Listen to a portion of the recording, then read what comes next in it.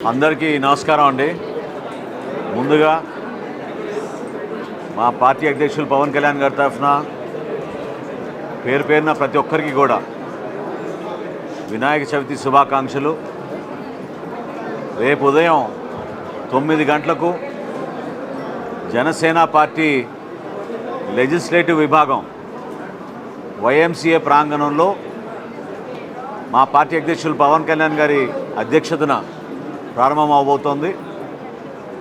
అందులో జనసేన పార్టీకి సంబంధించిన రాష్ట్ర మంత్రులు, గౌరవ పార్లమెంట్ సభ్యులు, గౌరవ శాసన మండలి సభ్యులు, అదేవిధంగా గౌరవ శాసనసభ్యులు పాల్గొంటారు. ఈ కార్యక్రమం అయిన తర్వాత మధ్యాహ్నం జనసేన పార్టీ రాష్ట్ర కార్యవర్గంతో మా పార్టీ అధ్యక్షులు పవన్ కళ్యాణ్ గారు సమావేశం అవుతారు. రాష్ట్ర వ్యాప్తంగా కూటమి ప్రభుత్వం వచ్చిన తర్వాత చేస్తున్న అనేక అభివృద్ధి కార్యక్రమాలు, సంక్షేమ కార్యక్రమాలు, వీటితో పాటు క్షేత్రస్థాయిలో వాస్తవాలు కూడా తెలుసుకోవడానికి ఆ వేదికని పవన్ కళ్యాణ్ గారు ఎంపిక చేశారు. జనసేన పార్టీలో ఉన్న శ్రేణులందరికీ కూడా ఒక ఉత్సాహం నింపే విధంగా, ప్రతి ఒక్కరిని ఆహ్వానించే విధంగా గత 2-3 రోజుల నుంచి వర్షం పడుతున్నప్పటికీ మా నాయకులందరూ కూడా కలిసికట్టుగా ఒక అద్భుతమైన స్వాగతం పలకడానికి విశాఖపట్నం నగరంలో సిద్ధమయ్యారు.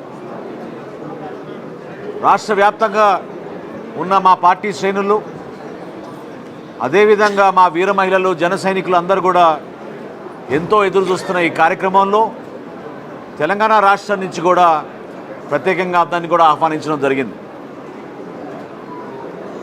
క్రియాశీలక సభ్యత్వంలో పాల్గొన్న ఇతర రాష్ట్రాల్లో ఉన్న మా పార్టీ సభ్యుల్ని కూడా, వాళ్ళని కూడా కొంతమందిని ఆహ్వానించడం జరిగింది. పవన్ కళ్యాణ్ గారు నిన్న ఇవాళ జరిగిన కొన్ని సమావేశాల ద్వారా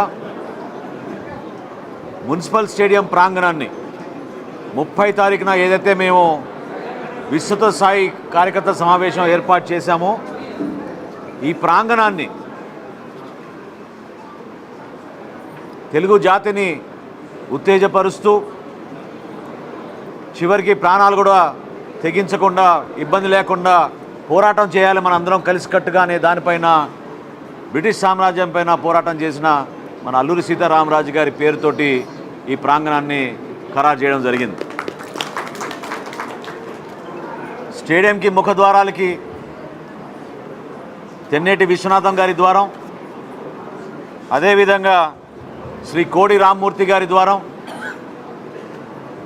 శ్రీ గురజాడ అప్పారావు గారి ద్వారం, వీరనారి గున్నమ్మ గారి ద్వారం, చివరికి మహాకవి శ్రీశ్రీ గారి ద్వారం, ఈ 5 ద్వారాల ద్వారా అల్లూరి సీతారామరాజు ప్రాంగణానికి రాష్ట్ర నలుమూల నుంచి వస్తున్న జనసేన పార్టీ క్రియాశీలక కార్యకర్తలు, నాయకులు, గౌరవ శాసనసభ్యులు, పార్లమెంట్ సభ్యులు, శాసన మండలి సభ్యులు అందరూ కూడా 30 తారీఖున 1 గంట నుంచి ప్రారంభమయ్యే సభలో పాల్గొంటారు. రేపు ఉదయం లెజిస్లేచర్ పార్టీ సమావేశం తర్వాత కార్యవర్గ సమావేశం 3ంటికి ప్రారంభమై 29వ తారీఖున ఉదయం నుంచి సాయంత్రం వరకు రాష్ట్రంలోని 25 పార్లమెంట్ నియోజకవర్గాల నుంచి నియోజకవర్గానికి 10 మంది ప్రతినిధుల ద్వారా మా పార్టీ అధ్యక్షులు పవన్ కళ్యాణ్ గారు సమావేశం అవుతారు. అనేక అంశాలపైన చర్చించుకోవడమే కాకుండా భవిష్యత్తులో మనం ఎంపిక చేసుకోవాల్సిన ప్రణాళిక, ఏ విధంగా మన కూటమి ప్రభుత్వాన్ని బలోపేతం చేసుకుంటూ, పార్టీని సంస్థాగతంగా బలోపేతం చేసుకుంటూ, అంతిమంగా ప్రజానీకానికి మెరుగైన సేవలు అందించడానికి కలిసికట్టుగా ఏ విధంగా అడుగులు ముందుకేయాలో ప్రతి ఒక్కరికి మా పార్టీ అధ్యక్షులు పవన్ కళ్యాణ్ గారు ఆ రోజున ఒక రోడ్ మ్యాప్ ఖచ్చితంగా ఇస్తారు. ఈ సందర్భంగా విశాఖపట్నం ప్రజలకి, ఇక్కడ విచ్చేసిన మీడియా మిత్రులకు, మా పార్టీ నాయకులకు ప్రత్యేకంగా పేరు పేరున అందరికీ నేను సహకరించినందుకు మనస్ఫూర్తిగా కృతజ్ఞతలు చెప్తున్నాను. రాబోయే 3 రోజులు కూడా ఒక అద్భుతమైన పండుగ వాతావరణంలో జనసేన పార్టీ సంబరం సామాన్యుడితో పాటు నాయకులకి కూడా ఒకే వేదిక ఏర్పాటు చేయడం జరిగింది. సేనతో సేనాని అనే కార్యక్రమం ద్వారా పార్టీ అధ్యక్షులు పవన్ కళ్యాణ్ గారు అందరి అభిప్రాయాలు వినడానికి, వారు ఏ విధంగా భవిష్యత్తులో ఉండాలి మన రాష్ట్రాన్ని కోరుకునే పద్ధతిలో ముందుకెళ్తున్నప్పుడు దానికి సమయం కేటాయించి ప్రత్యేకంగా ఆయన రావడం జరిగింది. సో 3 రోజుల పాటు పవన్ కళ్యాణ్ గారు విశాఖపట్నంలోనే ఉంటారు. ఈ కార్యక్రమాల్లో ఎవరికైతే ఆహ్వానం పంపామో వాళ్ళందరూ కూడా తప్పకుండా వచ్చి ఈ కార్యక్రమం ద్వారా తిరిగి వెళ్ళినప్పుడు వాళ్ళ నియోజకవర్గాల్లో, వాళ్ళ జిల్లాల్లో మన రాష్ట్రానికి ఉపయోగపడే విధంగా పునరంకితం అవుతారని మనస్ఫూర్తిగా ఈ సందర్భంగా కోరుకుంటున్నాను. రాష్ట్రంలోని ముఖ్యమైన నాయకులకు, క్రియాశీల సభ్యులకు డిజిటల్ పాసులు ఆల్రెడీ పంపడం జరిగింది.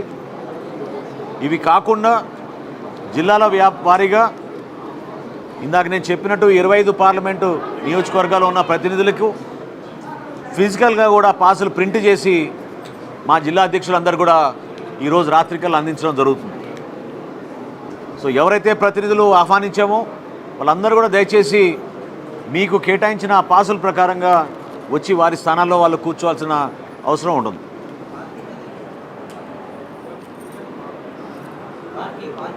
ఓకే, జీవీఎంసీ అధికారులతోటి అనేక సందర్భాల్లో సమావేశం అయ్యి ఎక్కడైతే పోలీసు అధికారులు సూచించారో దానికి అనుగుణంగా 4 వీలర్ పార్కింగ్, 2 వీలర్ పార్కింగ్ మా స్థానిక శాసనసభ్యులు వంశీ గారి నాయకత్వంలో, అదేవిధంగా దూర ప్రాంతాల నుంచి ఎవరైనా బస్సుల్లో ప్రయాణం చేస్తూ వస్తుంటే వాళ్ళు కూడా సౌకర్యాలు కల్పించే విధంగా అన్ని ఏర్పాట్లు చేయడం జరిగింది.